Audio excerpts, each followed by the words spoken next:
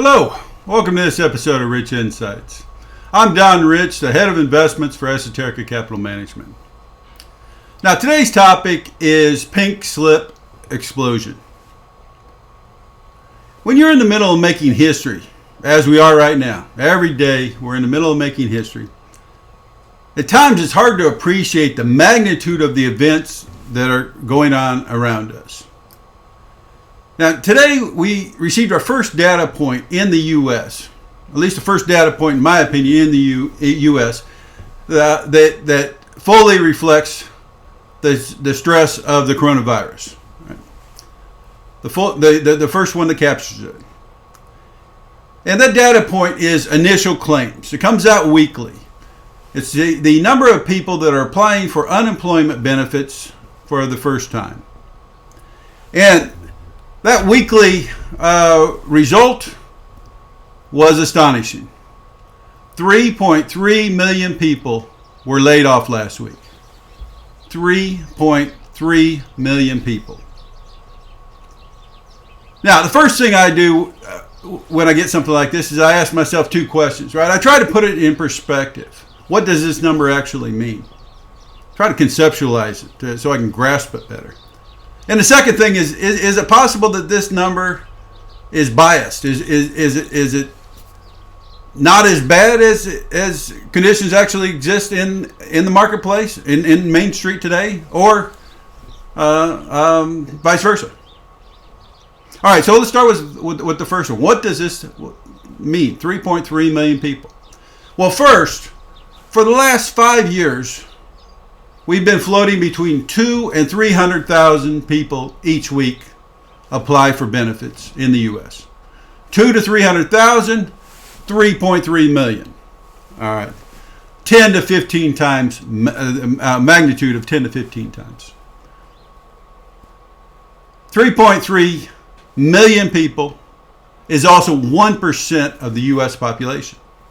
There's about 330 million people in the U.S. Wow. That's a big number.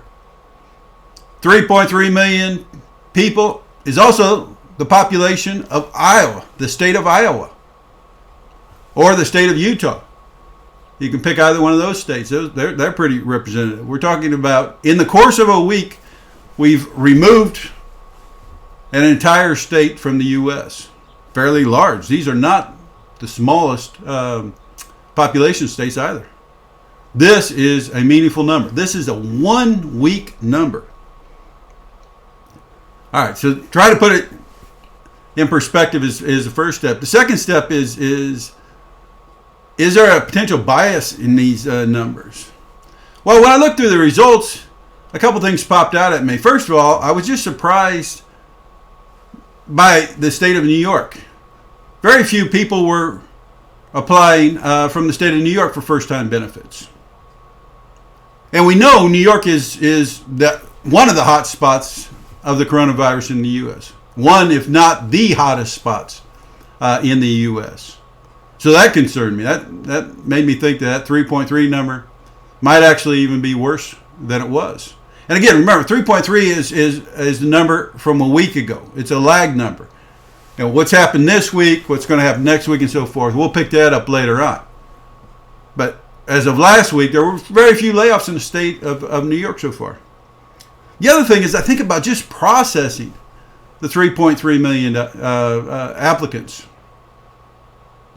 Those that applied online for first-time benefits. I got to imagine that the amount of congestion was just overwhelming. I've got to think some of those people got so frustrated that they just put it off to a later date. Those that tried to apply in person, again, I got to imagine massive congestion. Or some people may have just not wanted to be in such a populated, such a concentrated area. They saw those people applying for benefits, and they decided to come back later. Yeah, perhaps, all of these things, but they all lean one way.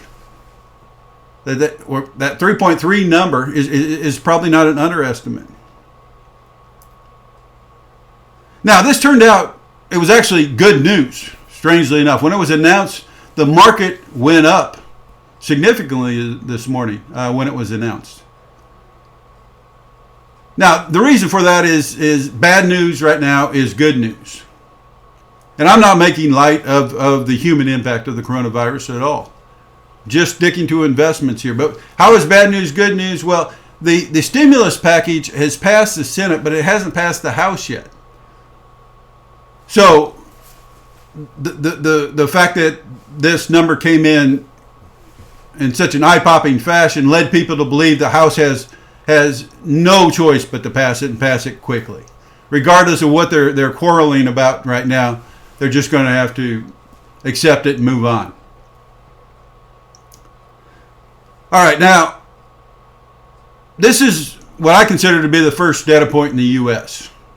We printed 3.3 million. We were expecting 1.7. We were drastically off. We were underestimating the severity, the stress that the coronavirus is putting on the private sector.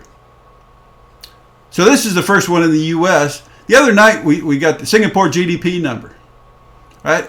And all the estimates are bad, right? But there again, people underestimated the severity of the impact of the coronavirus.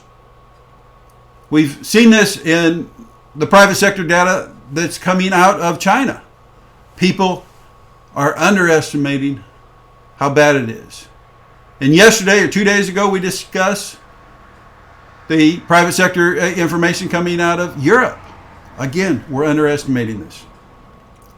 So I think if we're underestimating and drastically underestimating the significance of this in macro data, that people are probably also underestimating the effect on earnings. Now, if they're underestimating the effect on earnings, then perhaps you know where I'm going with this. They're underestimating the effect on the credit component, the potential credit crisis that I keep talking about. We have this snow cap of investment grade rated companies. We have this congregation at the lowest level of investment grade, and this snow cap is shifting. There's no question it's shifting. And I'm concerned that we may be looking at a potential avalanche. And yesterday, Ford was the latest victim to be downgraded, to lose its investment status. So if this no cap turns into an avalanche and we're looking at a corporate credit crisis, right, that is very meaningful. So getting the stimulus package passed, that was stage one. That should calm markets down for a while. But we have huge risks going forward. I still think stage one was a tremor. The potential earthquake to me is the corporate bond market, a corporate credit crisis. So keep your eye on that. Enjoy the good news, but be wary of the potential obstacles coming forward. All right, that's our message for today. I'm Don Rich. You've just experienced a rich insight. I hope you've enjoyed it. May your beer be colder than the company you keep. We'll talk again soon. Thank you.